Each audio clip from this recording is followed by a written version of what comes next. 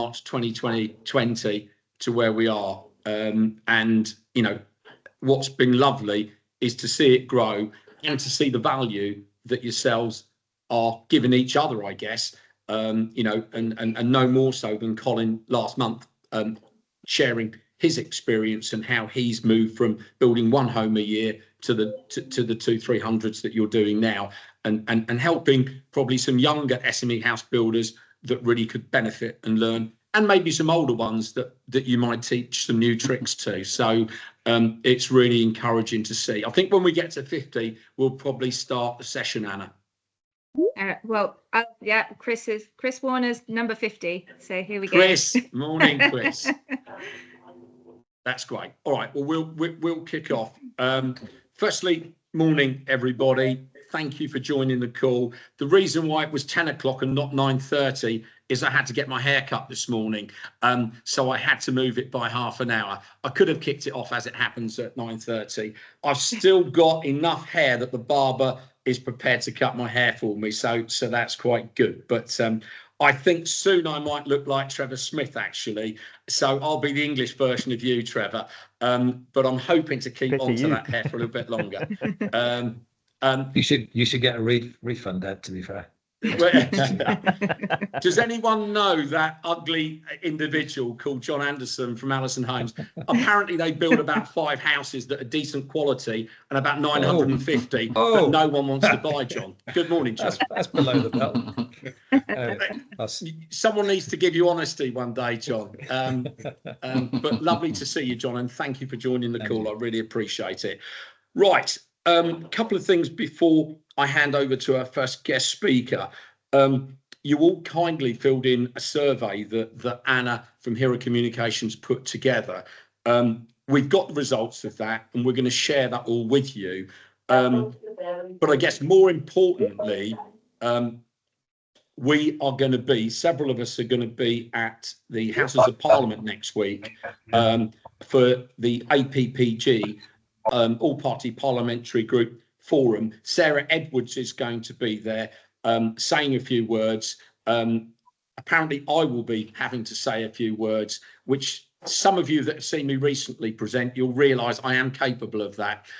So I'll be saying a few words, but we're hoping to have the Housing Minister there and several MPs, but I think there's about 20 odd SME house builders.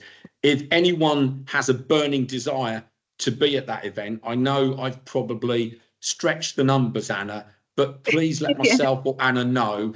I'm going to force Anna to maybe squeeze if we can, if you'd love to be part of that. We've got various, I think Jeff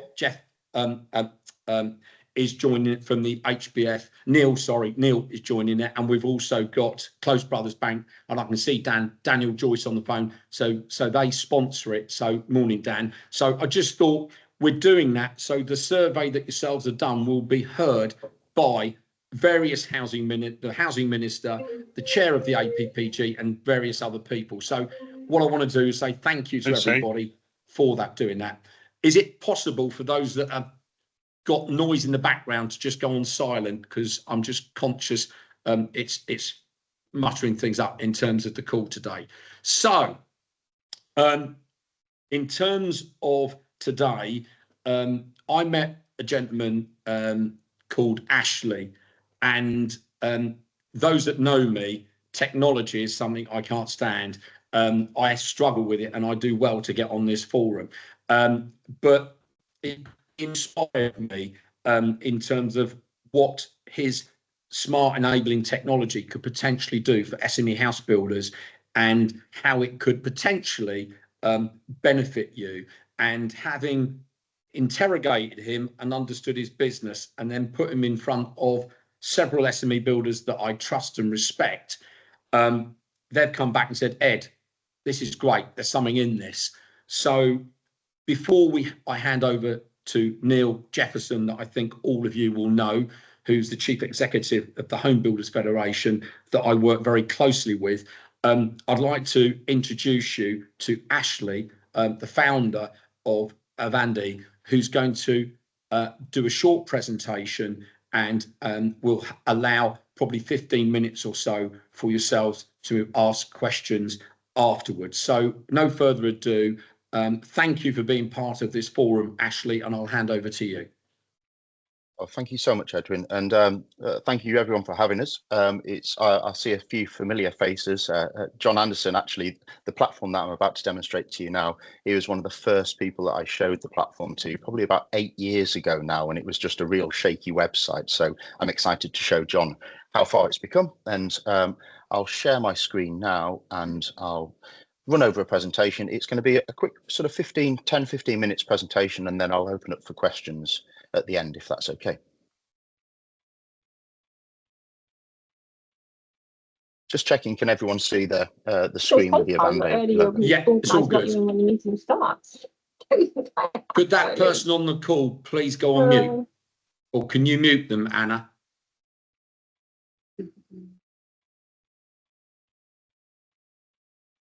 Sorry, Ashley, continue. You've muted Ashley, I think, Anna.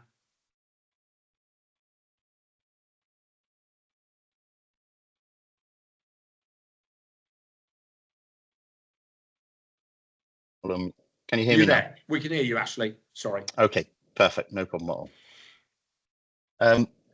Well, thank you for the kind introduction, Edwin.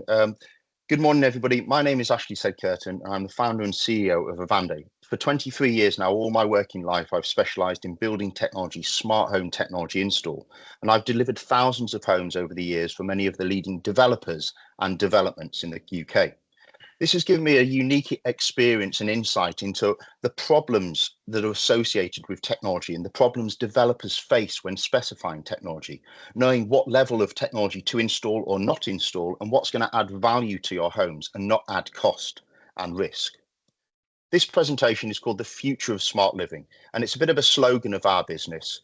The technology evolves so quickly. It evolves rapidly by the day. What I believe hasn't evolved half as quickly is the way technology is designed, delivered and specified in homes. We're designing and delivering technology in quite an old way that's not suiting the modern day development and the modern day homeowner. When it comes to smart home technology, there's such a huge range of technology available for homes. And these range from lighting control systems, automating your lighting, whether it's wired or wireless lighting, controlling your light fittings, whether it's dimming, switch only, DALI, 0 to 10 volt, DMX, or lots of different lighting control protocols. There's heating and cooling systems, mechanically controlling your mechanical ventilation systems, your BMS systems. There's lots of ways to automate your heating and cooling systems in a property. Video distribution, from cinema rooms to media rooms, TVs, IRS systems, now more and more moving away from satellites and into IP streaming of content. Audio distribution, from in-ceiling to wired to wireless speakers, listening rooms to external audio systems. There's a huge range of audio solutions available. Network and IP, the backbone, the connectivity of every home, from your data wired infrastructure to your networks, to your wireless access points and everything that connects the home together. Automated curtains and blinds, often going hand in hand with the lighting control system, a way to automate and control your natural light in your home, but also adding security and privacy to a property. And security solutions, from intruder alarms, CCTV, door access control, gate automation systems. There's a huge range of security solutions, including fire alarms. And then the control systems, the application, the touchscreen, the smart remotes that bridge all these together, whether it's voice recognitions or one application to group all these systems together. Now, these are just categories. Behind these categories, there's many hundreds of different manufacturers and solutions with lots of different applications and price points. So how are we to know, as developers, designers, what's the right level of technology to specify and what's not going to add any unneeded, unnecessary cost to our development? The problems we see developers face when it comes to technology is obviously cost. Technology comes with a huge cost behind it, and it's extremely costly if the technology is not actually adding value to your property's homes and future homeowners. Adding anything into the build program, you experience delays in your project. So any new protocol, any new system, any new category, it's going to elongate your project programs, something that we really want to try and avoid. There's another level of coordination needed on your projects when you're delivering technology. Many of the systems, such as mechanical control systems, lighting control systems, have to be delivered before the trades, the electrical mechanical trades, can actually finish their jobs. So another level of coordination, which brings delays, which brings costs, all things we want to try and remove. When you're installing technology in your developments, the developer often needs another level of expertise to know what systems to install, how to install them, but also if you're selling technology with your homes, the home purchaser, your future home buyer, is buying the technology from you. So they associate any user error, any problems with technology to you as the developer. So you need an in-house level of expertise to deal with all those future questions and user errors. And the golden question, who is actually going to buy your homes? If we had a crystal ball and we knew the exact homeowner that was going to buy the property, we'd be able to specify the right level of technology, so it wouldn't be a high cost, it'd be a return in value. But we don't know who that future homeowner, the exact homeowner is. We put a lot of work into the demographics, but demographics doesn't tell us taste. The truth is, technology will add value to the home if the future home buyer sees value in the technology. But since we don't know who that future home purchaser is, why should we be guessing what technology we should be providing? Or why should we be installing technology at all if it's not going to add value to our homes? What if I told you you could future-proof your homes, offer tailored technology solutions at absolutely no cost, at no delay, and no level of expertise needed during your build stage? And rather than technology costing you money, it actually makes you a return in investment. This is Avande Select. We've been building this platform now for 8 years, and it's the 21st century way of designing and delivering technology solutions for the multiple housing and apartment schemes. The best thing is it's so easy for developers to use, and it actually makes your project delivery even easier. All we need for it to work is your plans and drawings of your development, the mechanical, the electrical, architectural plans. We say to developers, build the way you build. No need to install special cables, no need to do anything at the build stage. Just upload your plans and drawings into the software. The software then scans the plans and drawings and quantifies everything that you're installing in your home. From that information, it creates bespoke technology packages that can be added at any time post-completion. So nothing needed during the build stage and no cost of technology during that process. There's an application or a platform created for every single one of your homes, and then the whole scheme is marketed as being smart enabled. So to recap on that, if you upload your mechanical and electrical plans and drawings into the platform, it scans the plans and drawings and it quantifies everything you're installing, from number of lighting circuits to number of light fittings, dimensions of windows, thermostats, light switches. Everything that you're installing in your home forms the blueprint of the software we create. And then from that quantities, it connects with all the possible technology suppliers and designs bespoke packages that can be retrofitted to the home at literally any point. And then the whole scheme is marketed as being smart enabled. And when the homeowner purchases the home, they're sent a login to their platform. And I'm going to show you a quick demo of the platform and talk over it now. So imagine we've got all the plans and drawings of your development. The homeowner logs into their unique select platform designed for your home. Once the homeowner logs in, it takes them to a portal specifically designed for the development, branded with your developer's marketing branding assets. The homeowner can see the floor plans of that house or apartment, and they can see any marketing or CGI images of that apartment or house. We can run all the community events and booking systems if there's tennis courts, etc. on the scheme. And we partner with local amenities, restaurants and bars to drive local business and discounts for your homeowners. The news section tells the homeowners about all the releases of new technology associated to their home.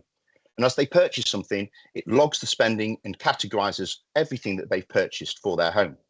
In the My Products section, every time the homeowner makes a purchase, it uploads this into this section here.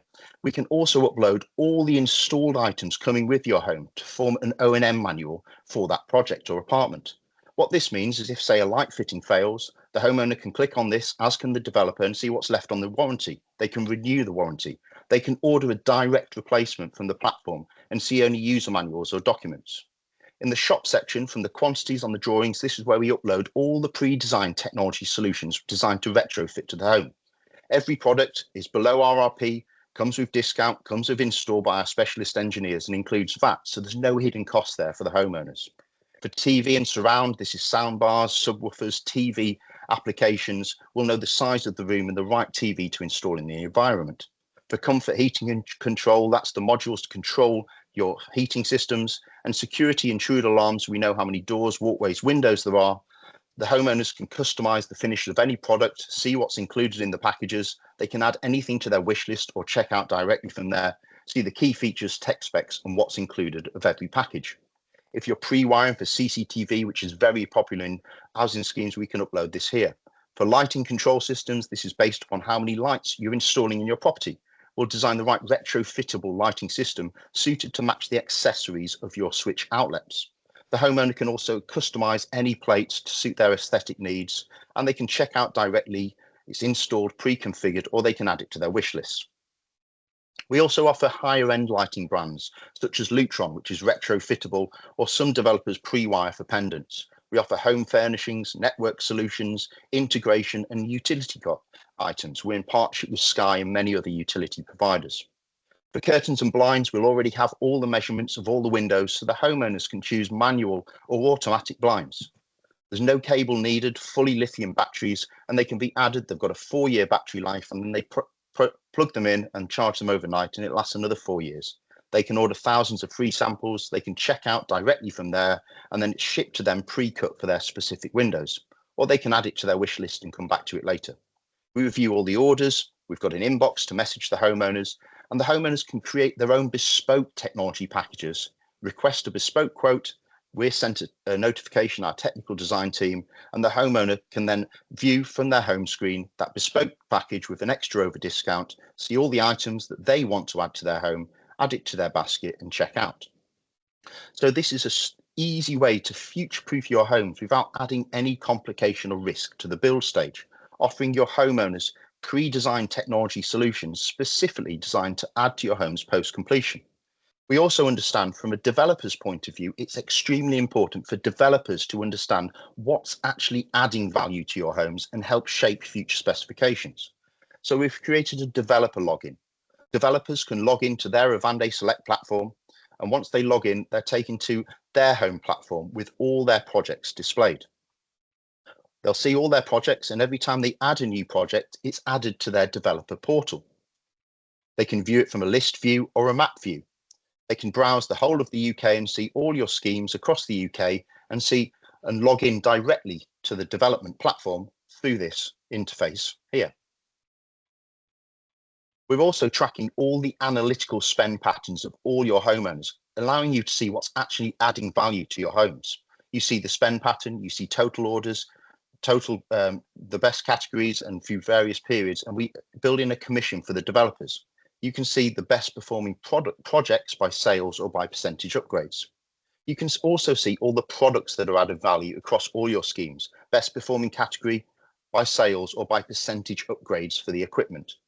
If you log directly into a project, you see all that analytical information about that specific scheme, total sales, total orders, total commission earned by the developer. You can browse various categories. You can see how many apartments are occupied, the average spend time from a homeowner moving into purchasing items, any defects or replaced items. You can view the properties and see all the occupied and unoccupied apartments. Your sales team gets a login, so if they sell a house or apartment, they log the homeowner's information here, press save, and the homeowner's sent a bespoke link to log into their platform. From the occupied apartments view, you can log into any apartment at any time or house and view the property. You can see what's been purchased, total sales, total orders, top performing category, any issued or replaced items over years, anything that's becoming out of warranty, and any previous owners on the platform. You can review all your homeowners, and anytime a homeowner sells the apartment or house, they sell it with the platform, so the next homeowner benefits from the Avande Select platform. For that specific project, you can see all your top performing products by sales or by percentage upgrades. This helps you shape future specifications without guessing what technology is needed. You have the analytical data to prove what's adding value. We're with one developer on their 18th scheme, and every new scheme they start, they review the spend patterns and see what's actually adding value to their homes. So there's no guesswork involved. The beautiful thing is you don't need to do anything at all for Select to work. No special cables needed. You don't need to install any day one technology, and we remove any technical questions from the homeowners. If you're selling technology with the home purchaser is buying that home with your technology. So any questions, any user errors, any issues they may have with the technology, they ask you as the developer. We form a demarcation between you and the developer, becoming your outsourced technical team, allowing you to offer future-ready homes. And it's a portal for life. Because it's a portal, it's ever evolving. So anytime there's a new release of technology, it's updated on the platform instantly. As an example, I'm a Sonos partner, and we got notified this morning about some updates to Sonos's software and applications, which can affect some homeowners' installs. We can update the homeowners instantly with that information. So there's no longer any hidden or issues created with the technology. And the homeowners can add anything to their home at literally any time. It's ever evolving. So some homeowners add items as they're moving in. Some have repeat purchases years and years down the track, all adding value to your schemes and bringing in a return in revenue rather than technology costing you money. We're almost up to 50,000 homes now in the pipeline for Select, and we've got some great collaborations. The largest being Night Dragon. We're doing the whole regeneration, the largest regeneration in Europe, 17,000 homes using the platform. We're in framework agreements with Ballymore and many other developers. We're in partnership with house builders building 2 bespoke homes all the way up to developers building thousands of homes. And we've got a unique way for them to enable their homes to be smart enabled. What we're building through popular demand or requests from developers at the moment is Select 3.0. And that's going to add off-plan customization to homes. Some developers want to offer bronze, silver, gold kitchen options as the homes are being built. They also want us to track and log all the kitchens, all the bathrooms, all the sanitary ware and utility rooms, meaning that the platform intimately knows everything that's installed in the home. So if the homeowner wants to change their mixer tap or basin in years to come, the platform knows exactly what it is. It has a direct API link to the supplier's platform, giving the homeowners peace of mind and direct access to the suppliers. Thank you once again. My name has been Ashley Said-Kirton. We've been creating Select now for about 8 years, and it's really come on leaps and bounds in the last 4. Perfect collaborations with us is property developers or suppliers looking to offer collaborative approach to supplying their equipment and fittings and furnishings. I'd love to hear any questions, and thank you once again for giving me the opportunity to present. Thank you. Really, really, thank you. Thank you, Ashley. You absolutely kept to the 15 minutes, so congratulations on that. I said you had to be 15. So if I set standards that I ask of you, I've got to set them for myself as well. So I can see John Anderson's got his hand up. John, are you wanting that in the 5 decent properties you build as a company? No, I was just going to say, actually, it's incredible how it's developed over the years. Good to see you again. Sorry, I've not been in a position to be able to progress anything. No problem.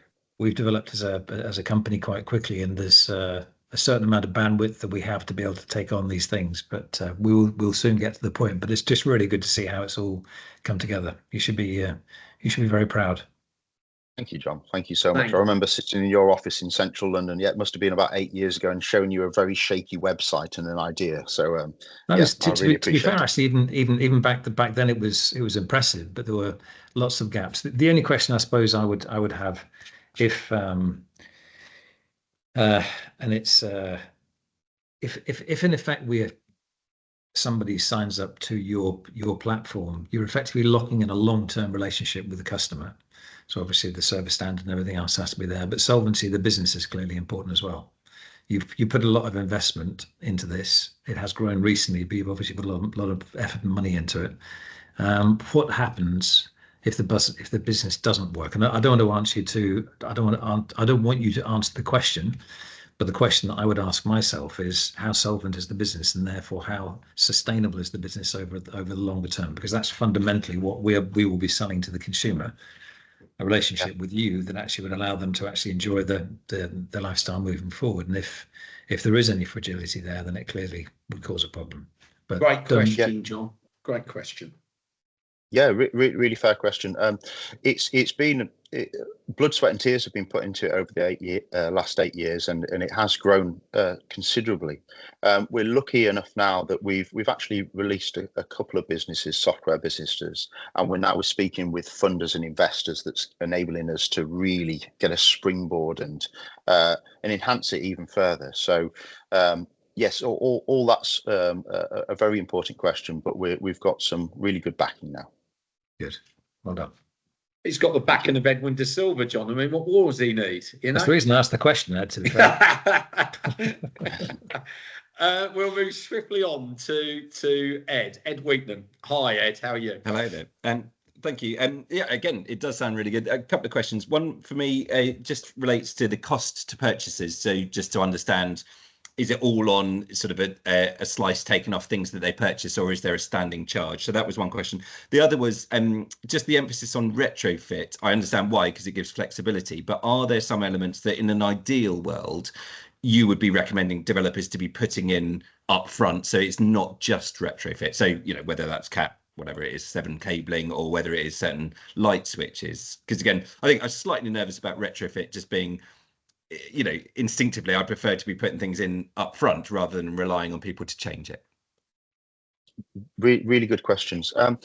First of all, on the point of cost, we're buying at such volume, so we buy most of the products at trade. We're in partnership with all the suppliers, so we pass on our trade discount to the homeowner, but still build in a small profit for us and the developer and be really competitive. We can offer a Sonos speaker for much cheaper than they can get elsewhere, for example. There's no ongoing charges for the homeowner, so they purchase what they want when they want, and that's all they spend. So there's no sort of subscription fees there built into or anything like that. The portal's updated free of charge constantly for them. With regards to the retrofit and specifying day one technology, that's a really good point. And we get involved in projects that are completely decorated, finished, that want another selling edge.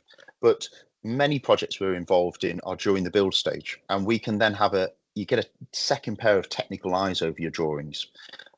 There's some really quick, easy wins, such as electrical backbox. If you're installing a 25mm backbox and increase it to a 35mm, it opens up probably another 8 different retrofittable lighting circuits. There's definitely some day one infrastructure I always advise, and that is your Cat6 infrastructure.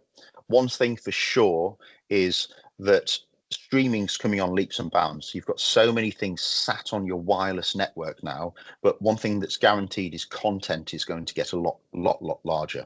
So for example, if you've got a PlayStation sat on your wireless network and the kids are playing games, their download time is going to be huge. If you've got a pre-wired cable to that TV point, then it's going to drastically improve the way they use their systems. But with wireless technology, if we were having this conversation 8 years ago, it was just coming in. Wireless was sort of known as being a bit shaky, a bit unreliable. Now, many leading intruder alarm systems are only specifying wireless systems, and they've now become fully gradable. So we offer a huge range of technology solutions, but only tried and tested by main manufacturers. We don't offer not bad mouthing B&Q by any chance, but offering a really cheap lighting system off the shelf. It's a tried and tested model. Just on day one technology, there is some really good systems, and the platform works for schemes that are not installing any technology. But for an example, the highest value scheme what we're doing at the moment, there's 120 homes being built in London, and they start from 15 million going up to 40 million pound plus. And they've got a lot of day one technology installed, light control systems, heating systems, but the developer still doesn't go above and beyond what they don't need to. So amplifiers, curtains, blinds, speakers, TVs, things like that are then offered on the platform. So you can offer day one or nothing at all. Thank you. Ashley, thank you. You've covered that really well. Julian, are you in Jersey at the moment? Julian Jones from Black Gold. How are you? Yeah, very good. No, I'm actually, would you believe, back in Barbados. So it's just. Oh, right. Just okay. Well, I feel sorry for you, Julian. Yeah, so it was an early call this morning, but heading back to Jersey today, actually. My birthday, anyway, as for the site. So, Ashley, thank you very much. Great presentation. Really interesting to see how it's come along over the years. Question really, because obviously we build everything we do is a lot of BIM, building information modeling. I was wondering if your system would upload actual BIM models, so various formats. IFC is probably the most well-known one, and whether we can take those models in directly instead of scanning the plans.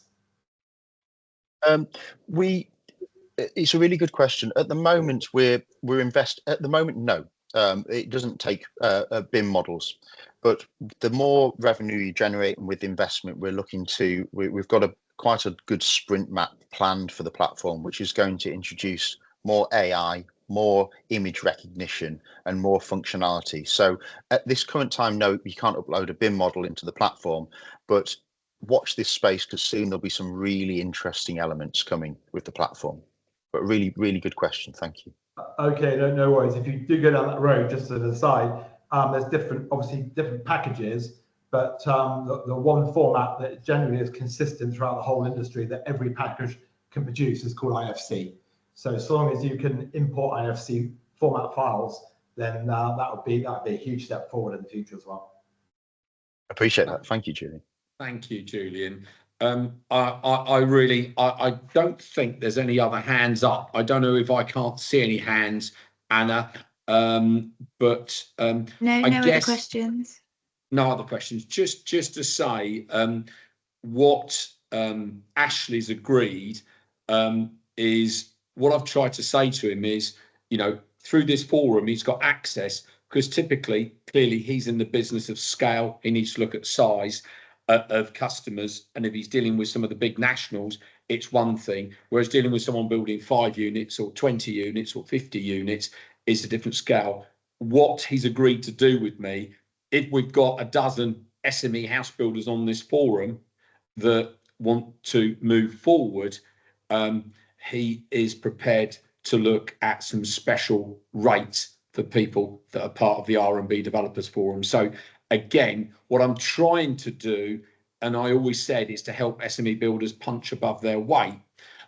Ashley clearly wants to grow his business. I think, from the questions, there is, obviously some good interest, and the ones I've introduced are utilising Ashley. And we've had one, I think you had a call yesterday with a company that builds 800 units with the founder. And I've had a call to say, Ed, fantastic, thanks for introducing me. So what I would say is, please give me a shout, direct it through Anna. If we've got 12 of you that have a real interest, then what we will do is I will liaise with Ashley to basically help you pull collectively your numbers together, so there's a benefit to you all through doing that. So this is part of this forum. I want to bring on board innovative businesses, privately owned businesses like yourselves, and to help them grow, but also to add value to you. And what I want to do is give some leverage, and that's what I'm trying to do, is to support that in terms of it. So again, Ashley, I thought that was an excellent presentation. I've seen it a few times. Well done on that. I think it came across very clearly. Everyone can see where the value can be, and I'll look forward to sharing with you the feedback. And obviously, if we've got the number of customers coming through, I know you've already got some from previous discussions, but clearly we've got 60 people on the call, so those can come back to myself or Anna, and we'll channel it through to yourself, Ashley, so that we can make sure that it works for you, but also that the SME builders can actually get the sort of leverage that a Barrett or Taylor Wimpey would get in terms of that. So that's what's on offer for those that have an interest, so we can make that work. So no, I don't think he needs, thank you for that, I don't think he needs much of an introduction, Neil. I think he's known by the industry. They very much are the voice of the industry, and very much delighted to have Neil on the call. So thank you, Neil. I know you're an incredibly busy man, wandering into number 10 and number 11 and dealing with all the various policy makers. I want you to tell us it straight. We don't want a political discussion with you. I'm sure you have to learn that skill when you're at number 10 and number 11. We're talking to real people on this call that want to know what's really going on. I think before I do that, and I hope you won't mind me saying so, I've worked with a gentleman for 12 years who we met, I guess, and formed a relationship on a boat. And he said, I want to work with you, Ed. His name is Mark White, and he's now, I believe, very recently joined the board of HBF. to represent the interest of SME house builders or to put their message across, which I think is testimony to you, Neil, and credit to Mark. Well, I don't know if you're on the call, Mark. I think you may well be. But congratulations, my friend. There he is. There he is. Absolutely delighted for you. And I think Neil has made a fantastic appointment in terms of you coming on board. So over to you, Neil. Edwin, it's great to see you and great to see so many people here today, HBF members and others as well. And thanks to everyone for joining in, because I do recognise that in 20 minutes or so, the sports fans amongst you may be drawn to a certain game down in Australia where the Lions are playing. And also, I think England-India's be underway at Edgbaston as well. But this is obviously the place to be. I will just share a few slides. I think just in the interest of times, I'll do a bit of a scene setter. It seems timely. It's about a year or so since I've been to one of these. We do attend them all, and my colleague Emma Ramel is here today. Normally Steve Turner attends, but it does seem appropriate just to give a bit of a coverage over what's happened over the last year. I know Ed and Anna would have sort of loved to delve into the detail of the loads of recent announcements that have been made. But to be honest with you, everything is subject to consultation or technical working papers. So whether that's to do with build out rates, which we didn't like, or whether it was to do with the work the announcements around SMEs, which we absolutely do like, all of that is subject to consultation. And actually, Emma, who's here today, I mean, we've got about half a dozen consultations which are due in July. And I can tell you we're expecting more consultations from government before they break up for summer towards the end of July. So thanks again. Love working with Ed. Whatever hat he's wearing or head, those of you of a certain age might remember Wurzel Gummidge. Remember Wurzel Gummidge? He used to have different heads for different days, didn't he? And I think with Ed, it doesn't matter what he's doing. It's the same massive energy. And delighted to work with him and also with Rebecca recently. And I saw a few of you there. You might recognise one or two of the slides that I'm using today. So yeah, massive thanks to Ed for the opportunity, not just today, but to work together and for the work he does to promote HBF as well, which is really appreciated. So we'll just pop up my slides on the screen. So that hopefully is working. So here we are today. Again, thanks for the opportunity. In terms of detail today, look, I know there's HBF members on this call that get all the briefings from us. There are two weekly briefings which are comprehensive, and we also brief on special announcements, of which have been many. But for those of you who are not members, please give me a shout if you want to have a chat offline. I realise we're being filmed today, so I'll be a bit careful. But if you do want to contact me, then please do so. So I've had the introduction from Ed. I've been at HBF for 5 years as chief executive. Really enjoyable time. Stuart Baisley promised me an easy life, you know, Ed, and far from it. 12 weeks in, we had COVID. Then we had Michael Gove and building safety. Then we had a CMA market study, and then we had an election. But it's been great, and I really value the support that we get from our members. So I'm just going to touch on the main thing, of course, is around the new government, the changes to the political and policy landscape. This welcome challenge, you know, you've all got your own views on 1.5 million new homes. Can it be done? But that means there are challenges to address, and there's some positives in there as well, because the government really is sort of betting the house on the success of the home building industry. And I've just added a few more slides in that you guys won't have seen. There's also some indecision as well in some key areas, and it's great that Mark White is here. I'll come back to the work he does, not just for us now at HBF, but also the future home sub, and I'll talk about that. And I will finish on a positive. I definitely will finish on a positive. Our HBF, you know who we are, and as Ed says, we're the voice of the home building industry. Our members across England and Wales build 80% of all new homes. So to get a footprint like that, that means that all the majors are members of HBF. But I've got to say, and I always say this, is that the vast majority of our members are SMEs. We've got a long tail of SMEs. Now, there's been a demise in SMEs in our industry, like many others, but we really do our utmost to support SMEs. But our members the full members are all residential developers, which means that they're all fulfilling that role of buying land, building houses, marketing and selling, or parts thereof.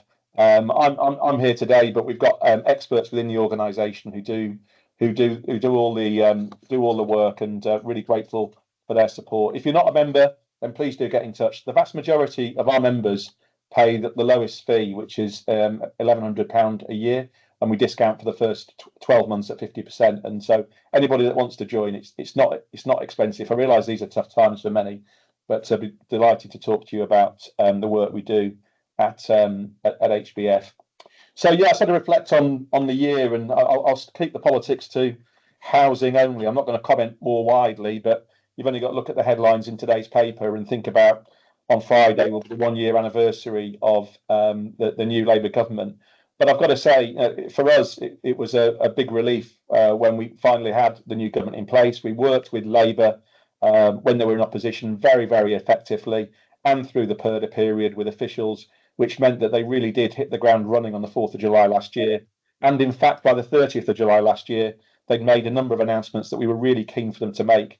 And the reason why it was a relief was because we'd seen quite a bit of damage done at the back end of the last government, who were trying to appease the anti-development MPs in their ranks, who thought they had more chance of retaining their seats if they went anti-development rather than pro-development. And strangely, we find Labour to be the party of home ownership, as opposed to the Conservatives, who'd had that mantle for a long time. But there was some work done immediately to undo the damage done by at the end of the previous government. So we saw the MPPF changes, we saw the reinstatement of housing targets, and we also saw some other things that perhaps were emerging with regards to announcements and such as the grey belt, which is a term that we really welcome, and also, and this is ongoing, there's a live consultation, the modernisation of planning committees, which was great. So we did have a strong relationship with these guys here. We meet regularly, as Ed says, with both politicians and officials across departments, and just especially to call out the fact that Matthew Pennycook has been in position since December 2021, which means that as Labour housing minister, both shadow and now minister, of course, he's seen off 7 Conservative housing ministers in that time. To be fair, 2 of those were one person, Lee Rowley, who was a good minister. He had 2 stints at it. But that stability and understanding of the industry has been really important to us, and the fact that Matthew's still around, I think, is great. And also, and I'll touch on this, but you can see that the government's really embedded home building within its plans for economic growth. So it's definitely part of the growth plan. I think it's been, whichever way you look at it, this was even for the most optimistic and engaging of new governments. We know we were losing capacity, weren't we? For those reasons I've talked about, and others such as changes in the market, the end of Help to Buy, things were falling away, and in fact, housing delivery has fallen 6% year on year. And the signs at the moment, I've got loads of charts I could show you, are that things are barely moving. We use proxies such as any performance certificates. We've got our own planning pipeline that we have at HBF that you may read on a regular basis. And I think it's just, I would just say that those numbers don't make good reading at the moment. We haven't turned the corner. And the thing that really worries me is actually not so much the number of homes or even the sales rate per site. It's the actual number of sites. And I don't think we've turned a corner until we've increased the number of sites that are being built on. And that's being remarkably stubborn at the moment. So definitely a challenging outlook inherited by the new government. We are a year in, and we had big hopes for the spending review just a few weeks ago. And I guess there are things that we did ask for. We asked for the government to refinance the housing associations who desperately needed more funding, especially to get back into the Section 106 market. So we asked for that. That was our budget ask of the October last year. Also, probably even more important than the big grant funding announcement was the rent settlement for housing associations, which means that they can plan for the future. And I think that will have a big impact in terms of getting HAs back into the market. But there are a few buts on this slide, and we took the government, even today, I think the Deputy Prime Minister has been out on the TV this morning, and they talk a lot about the 39 billion grant funding. But when you break that down, I think that in reality, in the terms of this Parliament, it's not an increase. That it's all backloaded, and it's sometimes quite easy, of course, for governments to think about making pledges beyond the current Parliament. Also, there is good news for housing associations in terms of they can get funding via the building safety levy, but I think that might be bad news for private builders. They've said that the building safety levy rates won't go up, but I wonder if that tax might last for longer. We've been delighted to see the announcement with regards to Homes England becoming a bank in effect, but that's not until April next year. But for SMEs on the call, we await more detail. The one bit about that I'm really encouraged by, we've been pushing really hard on, is what they call financial transactions. And I think that would be a product within the Homes England range which looks a bit like an RCF. I know that's the holy grail for SMEs, and I think there's more to come there. And as I say, if the biggest disappointment for us, whilst we got 3 out of the 4 asks that we wanted, there's still no assistance for first-time buyers, and I'll come back to that in a moment. Just with regards to those range of other announcements, and I've got to say, from our point of view, and I'll be careful with what I say, but it's a bit the good, the bad, and the ugly. We really didn't welcome the consultation, which is now live on build-out rates. The suggestion being that developers deliberately build at slow rates. We know there are issues with regards to absorption. It's all been covered by many industry reports over the years. So there's a live consultation on that. But then again, I would mention the work that's been done and the live consultations that are out with regards to introducing a new medium site size for planning. So at the moment, we just have minor, which is 9 or less, and major, which is obviously 10 or more. So this new category for up to 49, although you've got to take care because there are maximum land sizes or site sizes in there, which means that you probably wouldn't get to 49 on the sites that are being talked about. But there is a desire to move those sites more quickly and avoid some bureaucracy, whether that's biodiversity net gain or whether indeed it's avoiding the building safety levy. So these things are welcome for SMEs building on those smaller sites. But we have made the point repeatedly that it isn't the case that all SMEs necessarily build on small sites. We know many of you don't. So those are live consultations on build out rates, 7th July deadline. Also on reforming site size thresholds, we've got a deadline there of 9th of July. If you do respond to consultations or you do want to, again, give me or Emma a shout and we'll share the work that we're doing on that. Just to say, Ed, on BNG, that's largely been unopposed by us at HBF. We recognised that was something that we needed to engage with. There's been some great work done. We've worked really hard with other organisations and with government. But one of the issues is quite simply there aren't enough ecologists out there, and there must be a better way of doing it, especially on smaller sites and avoiding bureaucracy.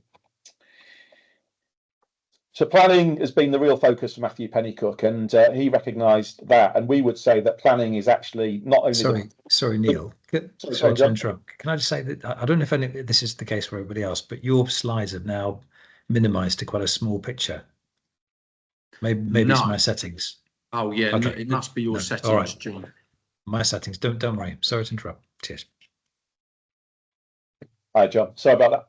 Yeah, so planning is. I say here it's number one barrier, but actually, the government's heard this, haven't they? That the planning it's not just number one; it's number two. And those of you that take part in our annual survey of SMEs that we do with Close Brothers will know this because there's planning capacity as well as planning policy.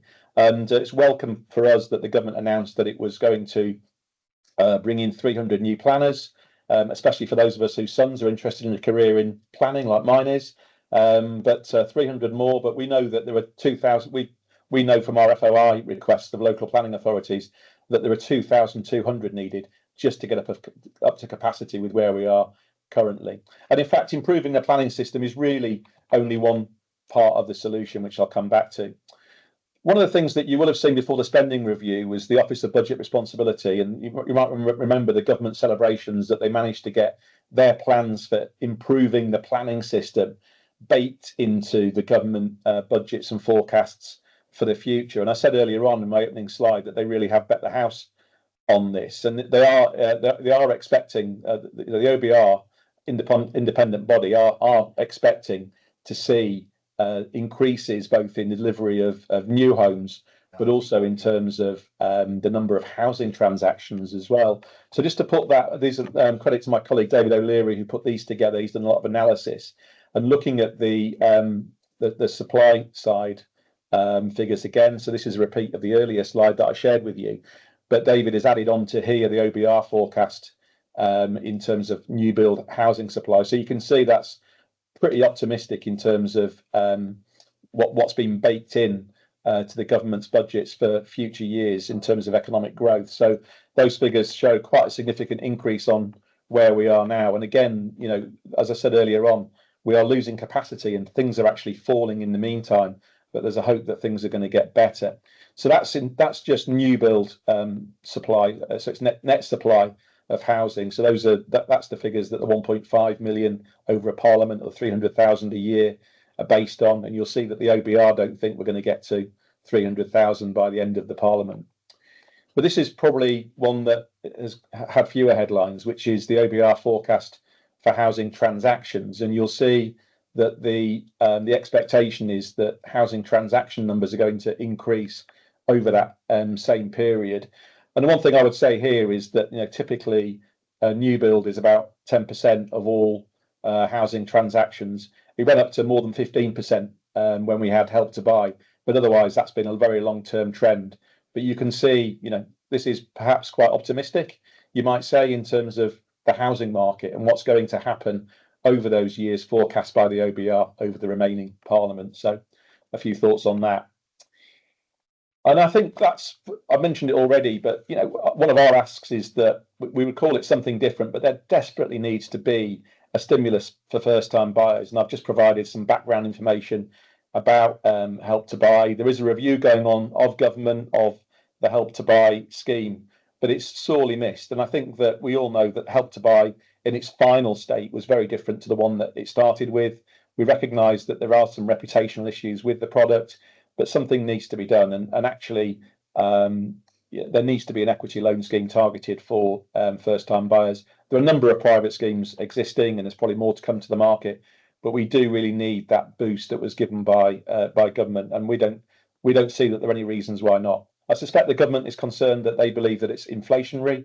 I could demonstrate that it wasn't inflationary with respect to average selling prices of new build and existing homes.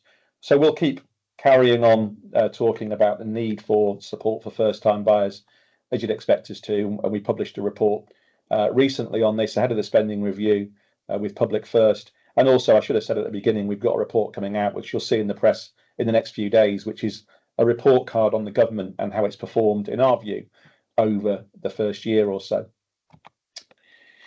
This is perhaps the biggest single issue that our members tell us about at the moment, which is, and I touched on it already, that the housing associations have just been out of the market from 106s. And that's understandable because they've been struggling financially, increases in interest rates, lack of certainty over long-term rental income, and also competing priorities. They've been instructed by government, understandably, to focus on the quality of their existing stock, whether that's mould and condensation, whether it's decarbonisation, whether it's fire safety. They've got all of those things going on, and we've worked closely with our friends at the RPs to try to improve this situation. But we know that it's really tough, especially for SMEs that have got small numbers of affordable homes, and there's just no bids coming in. And where there are bids, they are derisory. In terms of what's needed, it's really happened the other way around to what we wanted. The government's planning to rebuild the financial capacity of housing associations, but it hasn't done what we really need to be done, which is for a written ministerial statement from Matthew Pennycook to instruct local authorities to put in cascade mechanisms into Section 106s where they don't exist, to bring in alternative tenures, to unblock the 17,000 affordable homes which we know are held up. It's likely we're going to have to do some more work. The 17,000 was our last survey. It wasn't of all members. It's an estimation, but we're going to have to do some more work on that to press government again. More than 100 of our members wrote to Matthew Pennycook to ask for this written ministerial statement, and I've chased that up a couple of weeks ago, so hopefully we'll have some news on that, but much more work needs to be done here.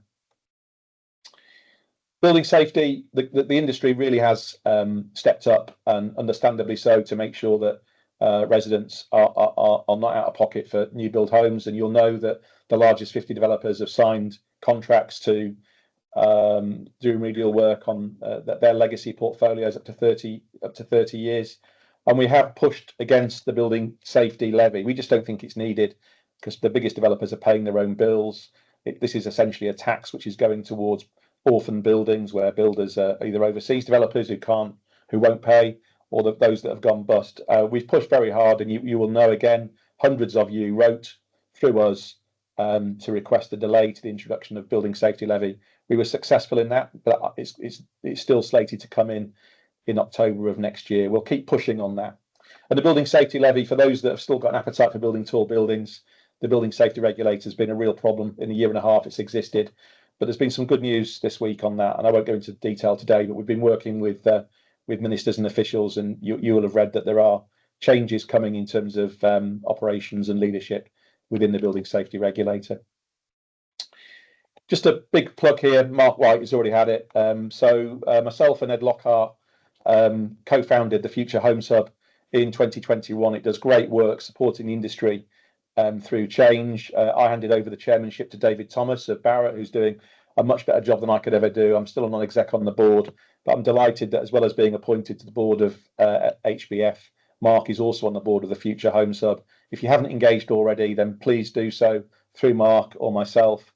But there are things that we do need information on. Hopefully by the autumn, we're going to get a timeline and more details on the Future Home Standard. And I'm also aware that whilst the government is working on addressing nutrient neutrality, it's going to be next year before the apparatus is in place, because it's all being done through the planning bill that's live at the moment, and the introduction of nature restoration funds. So there's uncertainty in some key areas. Skills, massive part of the work we do at HBF. We know the issue, and if we've got current issues in terms of an aging population, we know the numbers that we need if we're going to build the more homes that the government would like to see us build. There's loads of great stuff going on within HBF, whether it's outreach to schools, these multi-trade hubs which are coming online, partnering a college, so putting house builders in touch with colleges to do the most important part of this, which is to improve the quality of college education for people in building colleges, apprenticeship support, and all the master classes. More than 10,000 bricklayers have been through the master classes, and they've been extended now. I'm delighted to announce free of charge, CITB funded, which I guess isn't free depending on how you see it, but they're free to use anyway, and they've been extended to roofing and shortly to dry lining as well. There's been quite a bit of government action on this, and probably the thing that to call out, Ed, would be the mission board, which met last week. Jenny Daly from Taylor Wimpey, reps for HBF on there, we support her, and that meeting last week was co-chaired by Angela Rayner, the housing secretary. We're right behind them. There's a new organisation, Skills England, and maybe for the first time in my long career in the industry, we're seeing some joined up government with regards to the multiple departments that need to work together to support the skills agenda for home building. So I think just to conclude, I did say that I'd finish on a positive, Ed, and I think it is really positive for us that we have a government that wants to build homes, and it took that early action in and around planning, and that is still going on.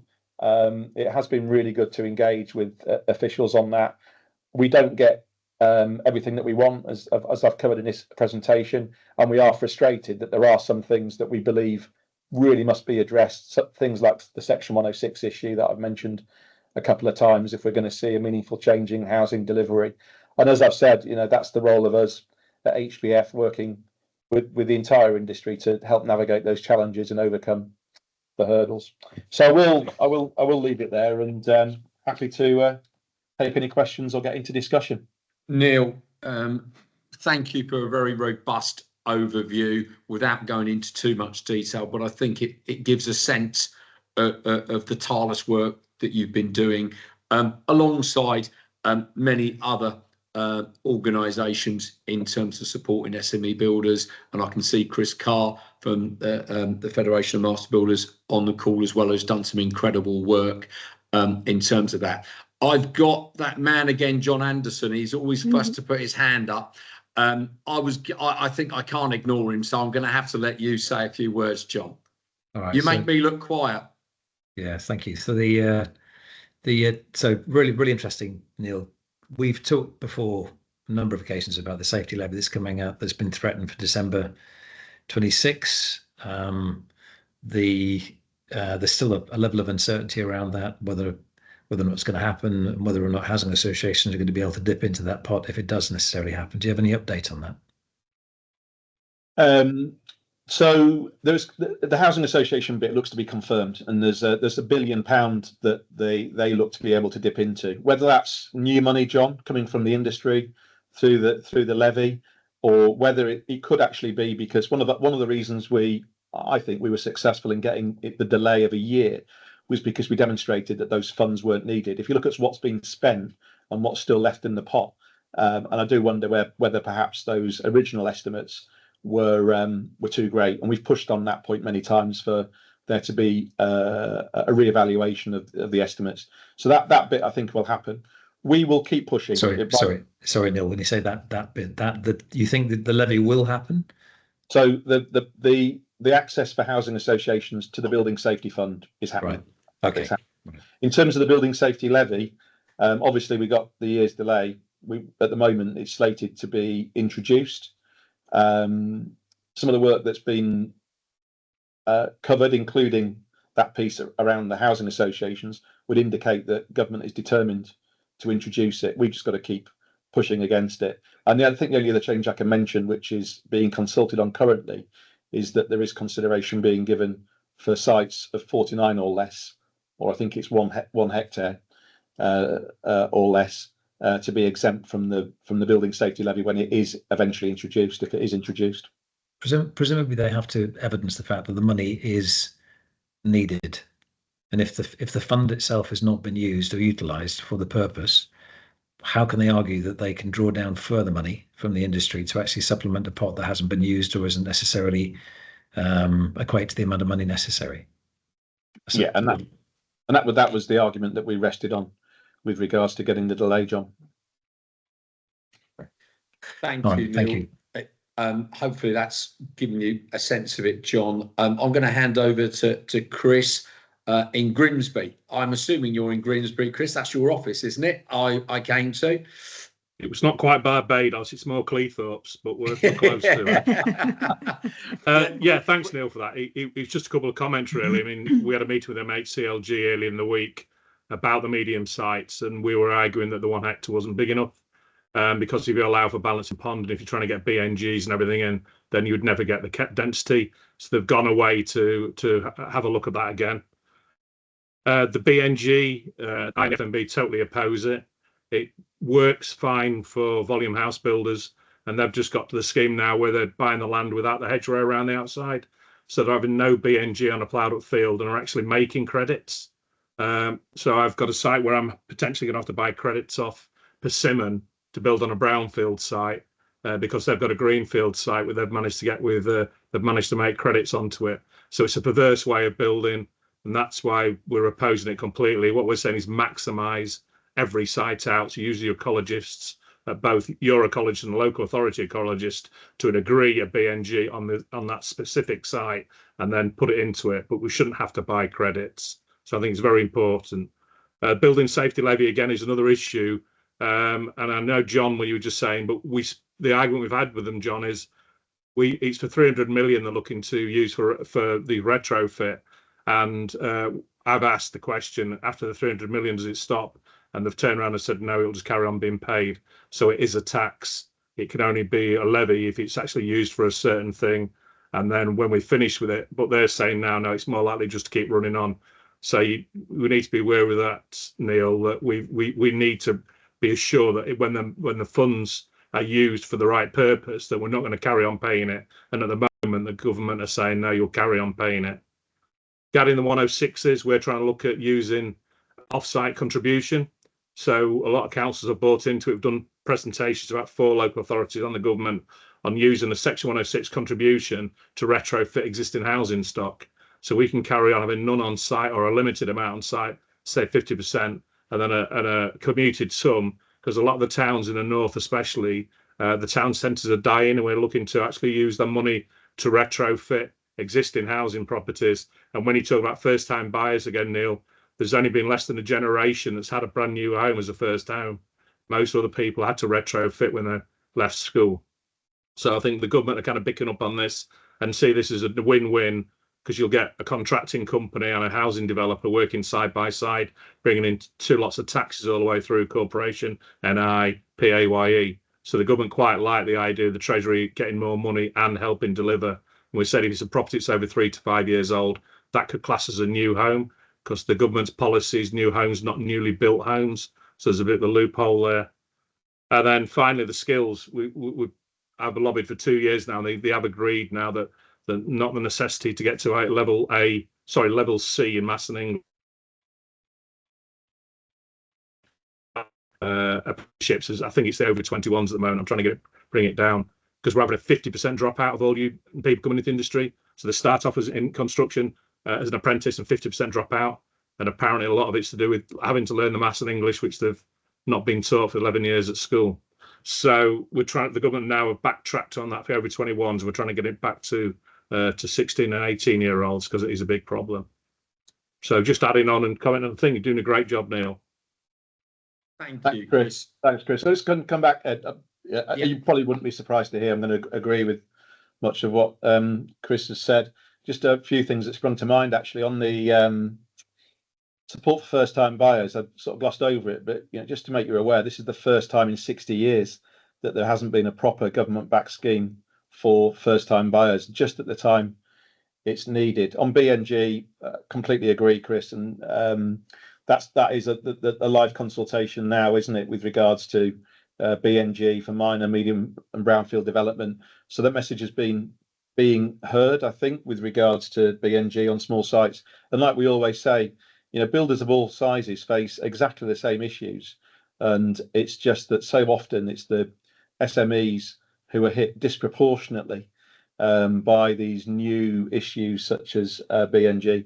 And also on Section 106, Chris, again, that's really positive to hear that you're renegotiating those. And I think that it's still massively frustrating in some parts of the country, but as there's been more news around the issue with Section 106 and greater awareness of it, we are aware that perhaps our members and others are having more success in trying to find ways of meeting their requirements for developer contribution. So thanks, Chris.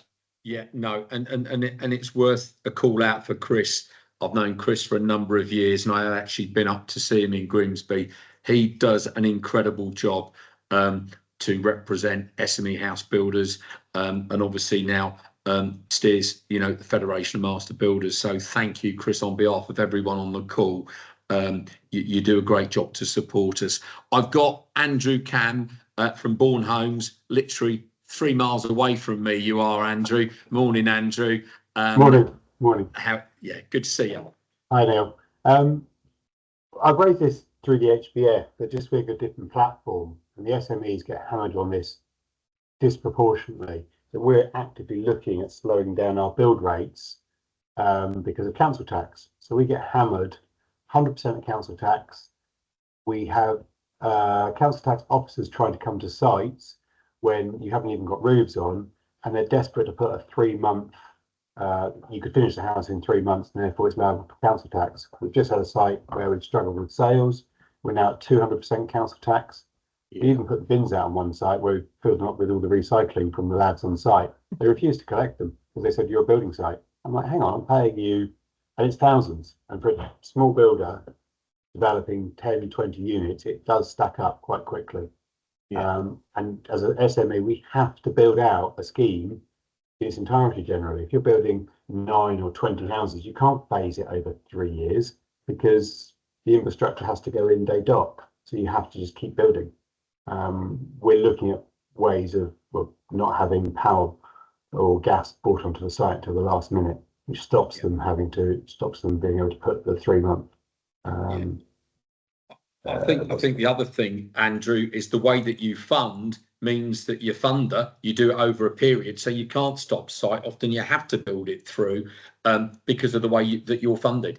So you can do that, but by default, if you're building a few houses, your infrastructure goes in, and there's lots of people on this call who completely understand this. We're not building 200 units spaced over 3 or 4 years. Build out rates with a show home going up day dot. It's just a different model, and it does really hurt. I object when I get an £8,000 bill because I've just had two plots of council tax. Yeah. Neil, did you want to respond to that quickly? I think Chris Carr wanted to as well, but I'll let you, Neil. No, it's something we make the case. The problem is that every local authority is able to do exactly what it wants in this regard.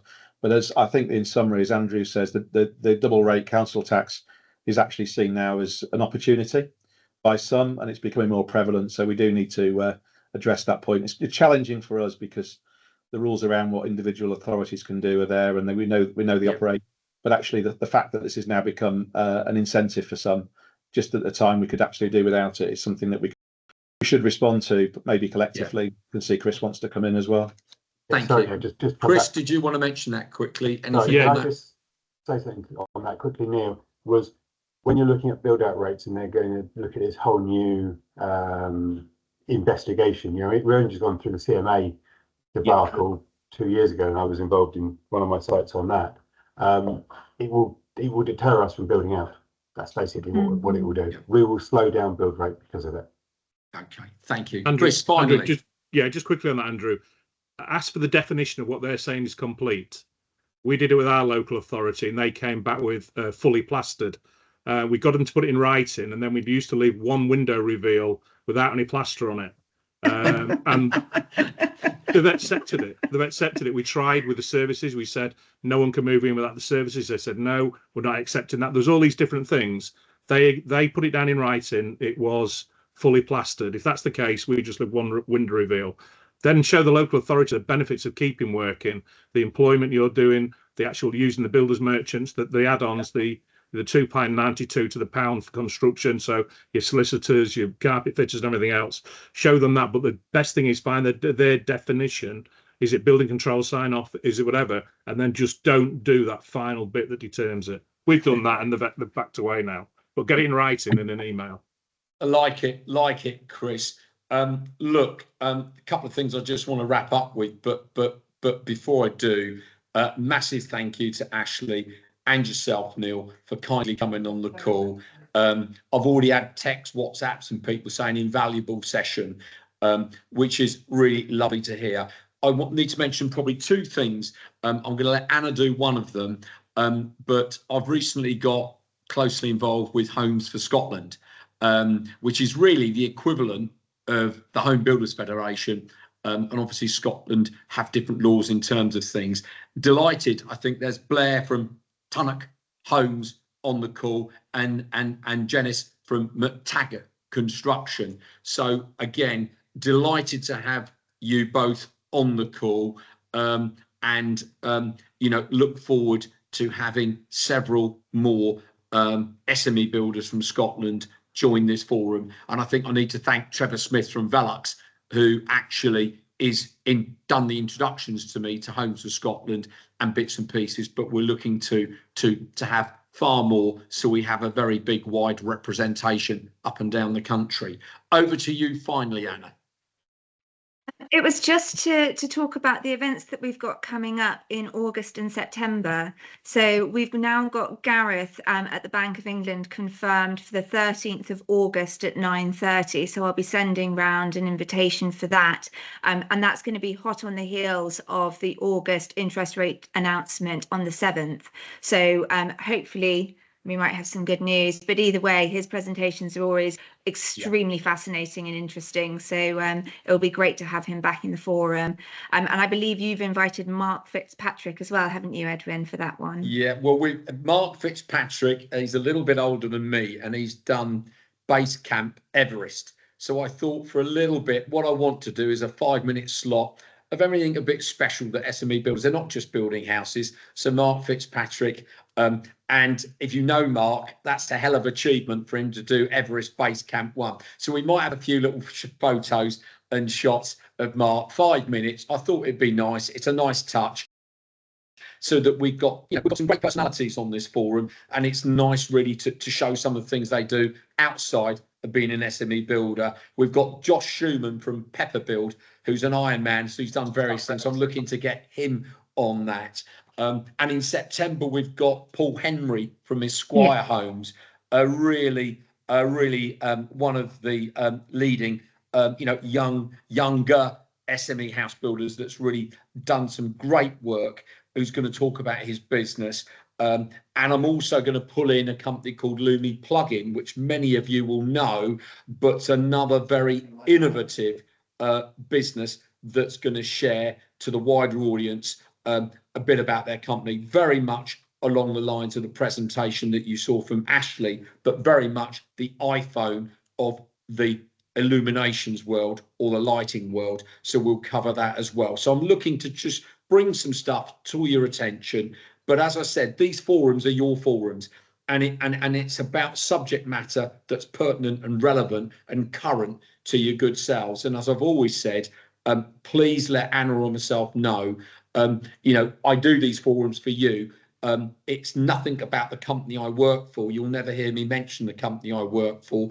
This is what I do. It's to champion the interests of SME house builders. I'll see several of you next week at the Houses of Parliament. Apparently, I've got 10 minutes, Anna, which I'm going to keep to. So I want a round of applause when I achieve that within the 10 minutes next week at the Houses of Parliament. But we've got a great gathering of people there.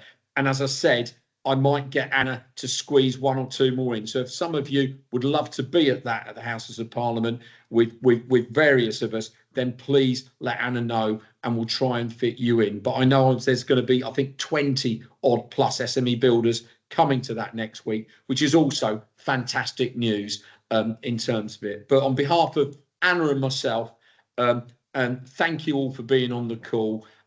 Please send your feedback. If there's things you really like about this forum, let Anna and myself know. If there's things you're not so keen on, let us know. And if there's some things you'd like to see going forward, then let us know. I was thinking of wearing some outrageous shirts and bits and pieces, but apparently I want to keep formal. So I'm going to keep my white shirt in tune for the moment. You've got to leave that for Matt Fleming. Squash gear or tennis gear, but there you go. Sorry, Trevor. I think the wild shirts sit with Matt Fleming. I don't think they. Yeah, Matt Fleming owns that space. So yeah, he owns that space. Definitely. We'll do that. But look, let's keep going. I think there's reasons to be cheerful. There's still lots to go through. But I think what I want to give you comfort is Chris Carr, Neil Jefferson, myself, and many others of you. We are championing the cause of SME house builders, and I've never known SME builders to be such high profile in government sources and widely. So I think everything yourselves have done have contributed to it being a real key area. And hopefully in the not too distant future, we'll reap the rewards of our tenacity to keep driving things forward. And maybe at the next forum, I may well update you on what we're doing with the King's Foundation, with the Regional Building Foundation that Anna also is part of with me, which is making great traction with legacy landowners and SME house builders. So we've got some great news there that we'll share with you as well. And I'll probably have Ben Bolger, the Executive Director of the King's Foundation, join us as well. He's currently just sent me a text. He's on holiday at the moment. So it made me think of Ben Bolger and the King's Foundation. So thank you on behalf of myself. Thank you for making this forum what it is. And we'll look forward to seeing you at the Bank of England with some good news, hopefully. Thank you, everybody. Cheers. Thank you. Cheers. Thanks, everyone. Bye. Thanks all.